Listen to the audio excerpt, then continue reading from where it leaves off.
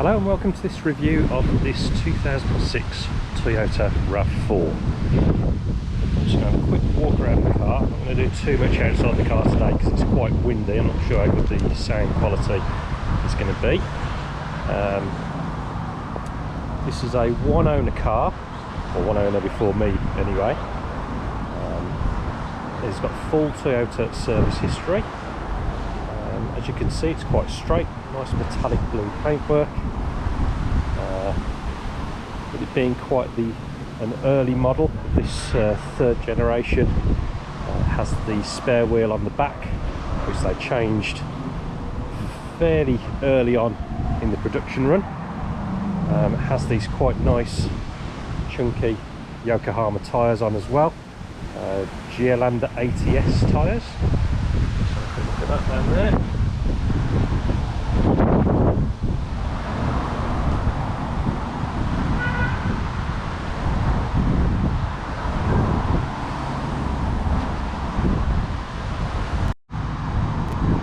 And this car is in the XT4 trim, of which more a little bit later in the video. So this is a daily driver, as the title of the channel suggests. So one of this car's primary duties is carrying the dog. There's plenty of space in the back for that. One of the slight annoyances with this car is that the door only opens this far. So when you look at it, it only opens just past 45 degrees. Now, for load carrying purposes, it's not too bad, but it is prevented from opening any further, I believe, so that when you look at the back of the car, it doesn't obscure the light too much when the door's open. You can replace this check strap there with a longer one from the later model, which allows the door to open further, but it's quite a lot of faff to do that, so I haven't actually bothered to do that. So to increase the load carrying capacity of this car, the seats fold completely flat with this clever one movement mechanism. So you just flip that forward and that folds down. Same again on this side, and that folds down as well, which gives you a nice flat, quite large load area. So again, that's very, very useful, very practical. And the rear seats are also adjustable. They have adjustable backrest as well. I normally have them in the fully upright position just to give the dog a bit more space. It'll be a little bit more difficult for her to jump over. So under the bonnet we have a rather grubby 2-litre Toyota petrol engine, 16 valve twin cam, 150 or so horsepower I believe.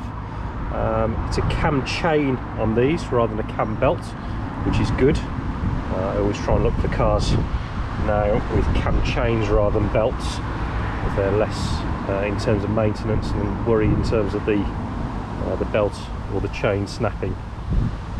So I'm going to do probably another video on this in terms of getting this cleaned up, because it is crying out for it. So, but it's been fully serviced by a Toyota for all of its life by the previous owner, and it drives very, very nicely. No leaks, no noises, nothing like that at all. So let's hop in now and I'll show you inside the car. Starting with the passenger side, plenty of room, quite nice leather trim in this particular model, the XT3 model.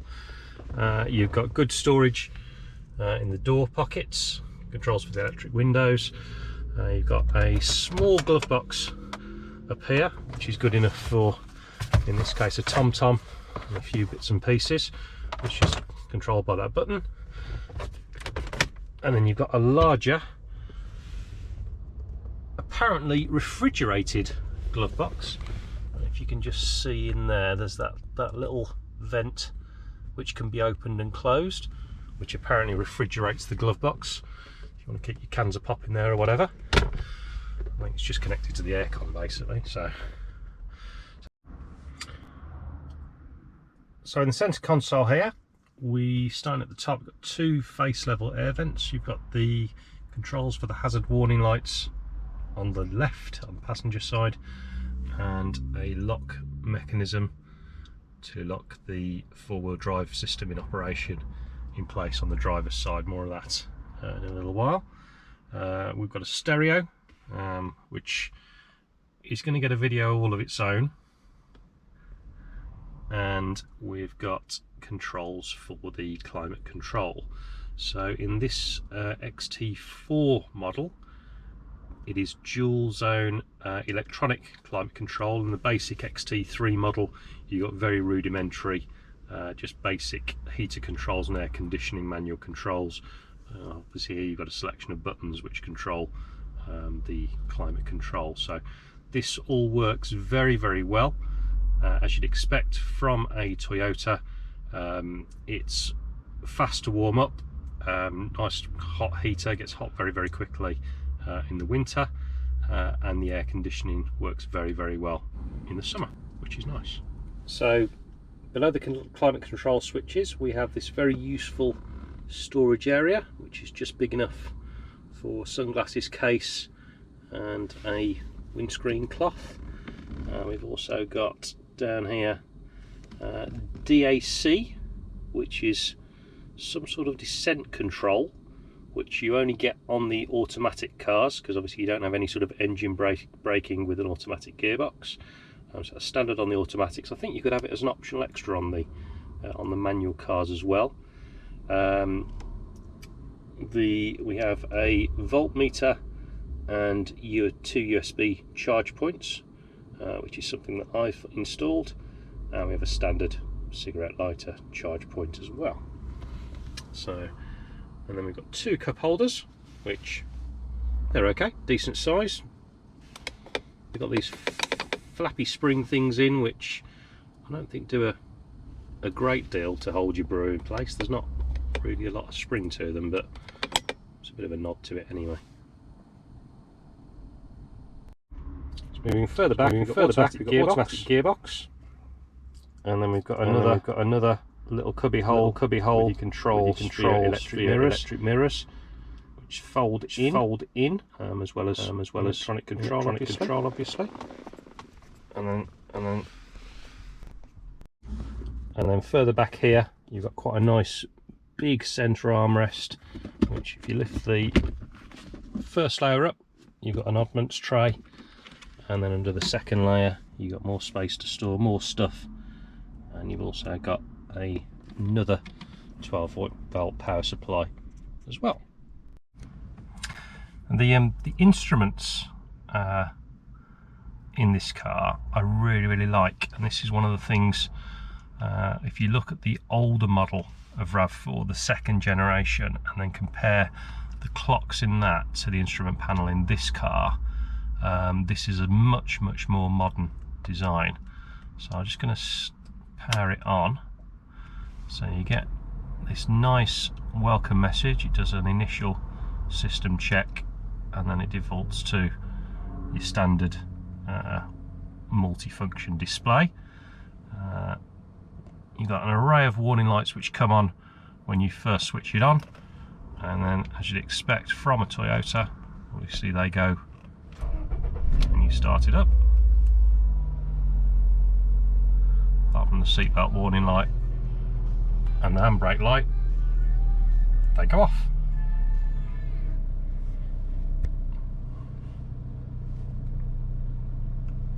Now, Toyota, I believe, with this particular bit of design, this I think is a hangover from the first generation, the small Lexus, where on that particular car, the dash on that and the instruments on that were a little bit of a revelation, and Toyota at the time said that they wanted it to look a little bit like a Swiss watch, and I think they've basically just carried that over into this car. So all the dials kind of merge into each other. You've got very thin needles, but it's very clear, very easy to read.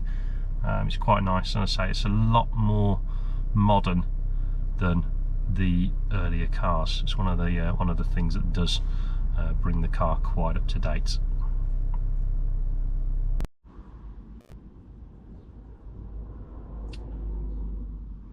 Okay, so we'll go now just for a little drive.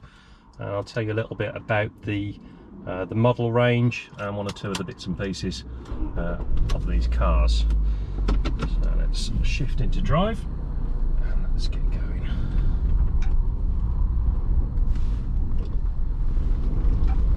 So the third generation of Toyota RAV4 came out in 2000 and I think it was for the 2006 model year. So the very earliest cars that you'll see are on a 55 plate. There's a few 55 plates knocking around, but not that many.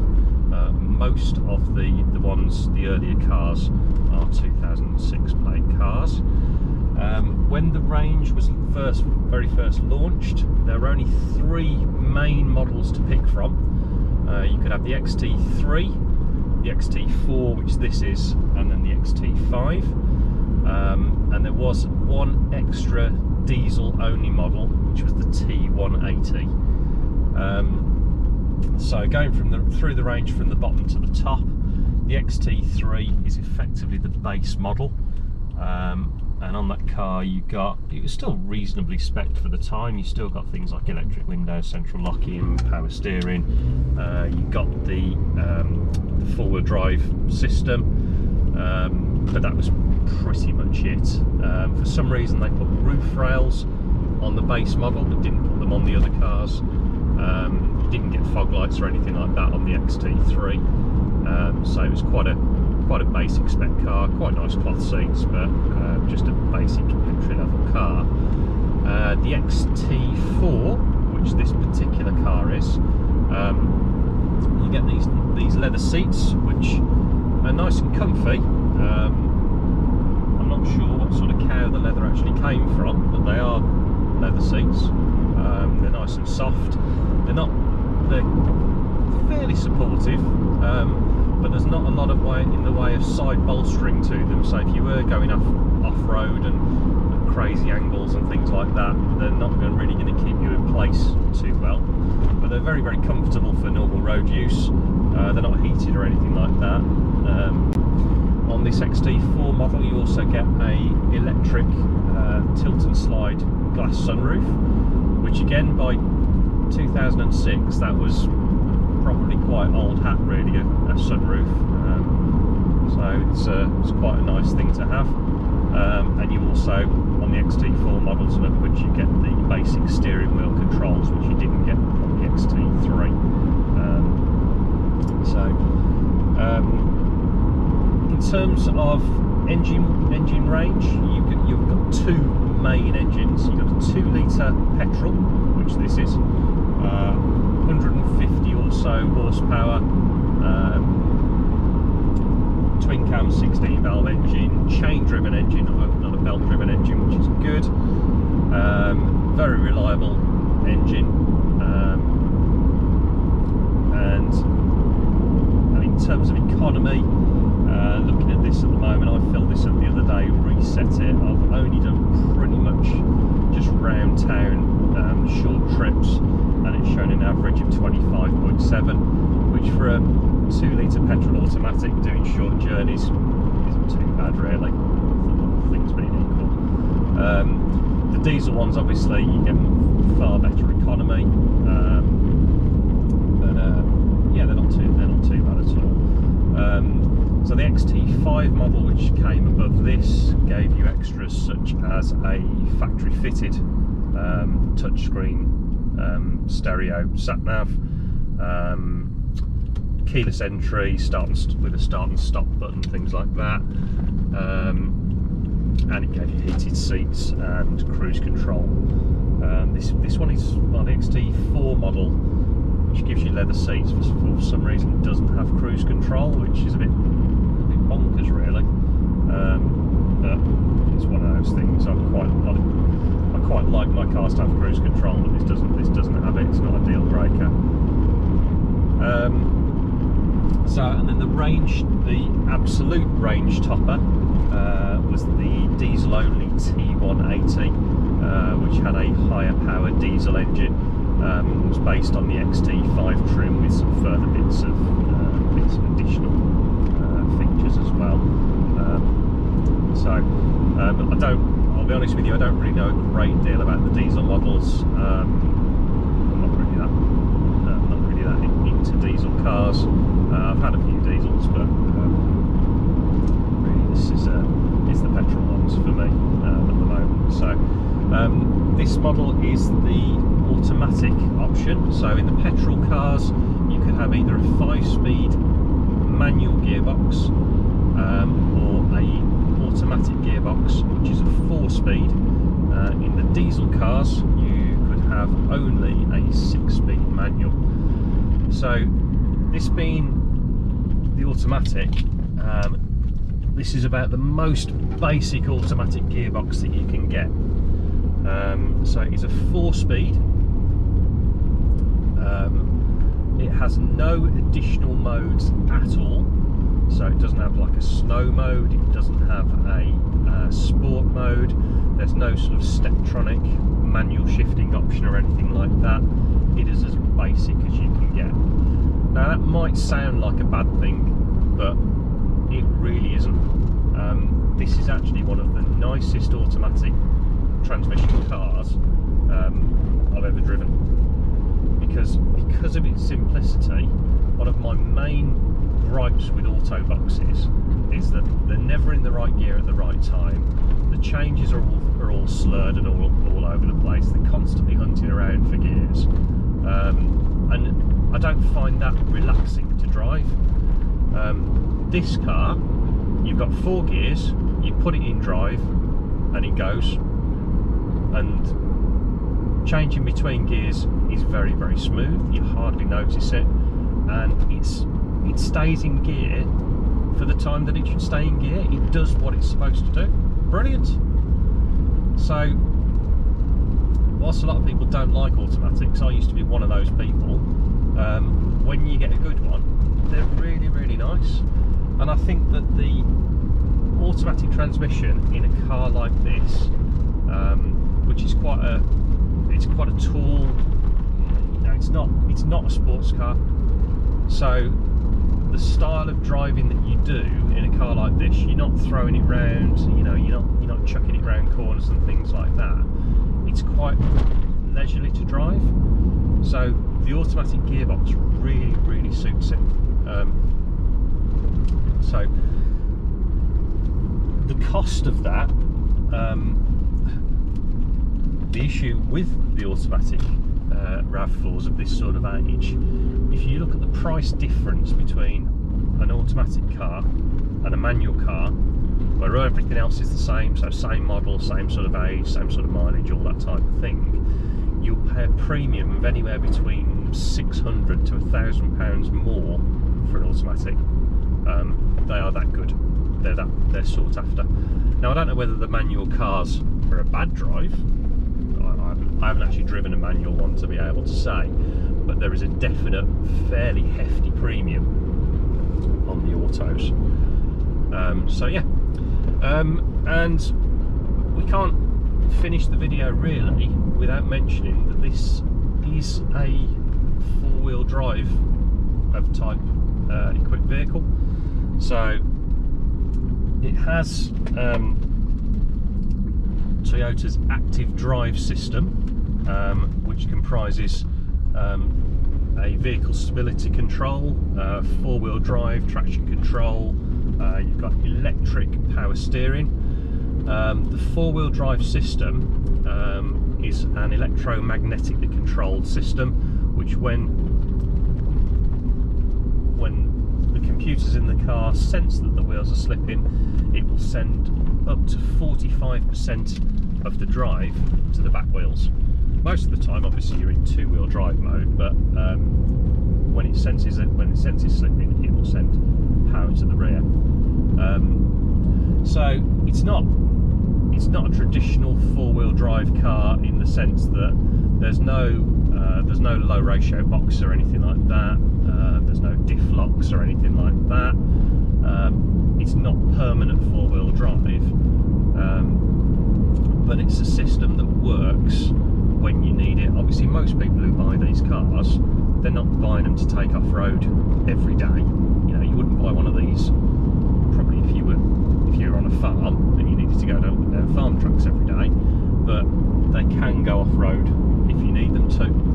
So you can lock it in four-wheel drive, as I mentioned a little bit earlier, so you can up to 30 miles an hour, I believe, you can lock the four-wheel drive on. Once you go over 30 miles an hour, it will automatically disengage. So that's obviously to, you know, if you're on a known slippery surface, you can just lock it in four-wheel drive and you can put permanent four-wheel drive there until either you turn it off or until you go over 30 miles an hour. So not too bad at all. So in terms of cost, you can pick these up. You can pick up a decent one, a decent manual car, for a couple of grand, and then obviously the more you pay, the better car you'll get, and the newer car you'll get, lower mileage. I paid fairly strong money for this. This is a 2006 car, one owner car. When I bought it, less than 100,000 miles on the clock when I bought it, and I paid 4,000 quid, which is quite a lot of money for a 2006 car. But if you look at Auto Trader now,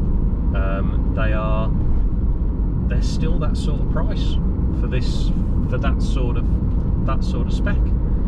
So they do, especially the automatics, they do hold on to their value quite well, which is nice, because normally when I buy a car, the value of it plummets. And I've watched the speedo, the mileometer go roll over from 99,999 miles to 100, and usually when you watch the pound notes fall away at that point in a car's life. But no, they seem to hold the value very, very well. So they're not cheap to buy, but when you buy one, it's a Toyota, so it probably ain't going to break. And when you come to sell it, okay, you know you're bound to take a little bit of a hit on it when you come to sell it, but you're not going to take a massive bath on it like you would some of the cars. So so there you go. So I hope you've enjoyed this review.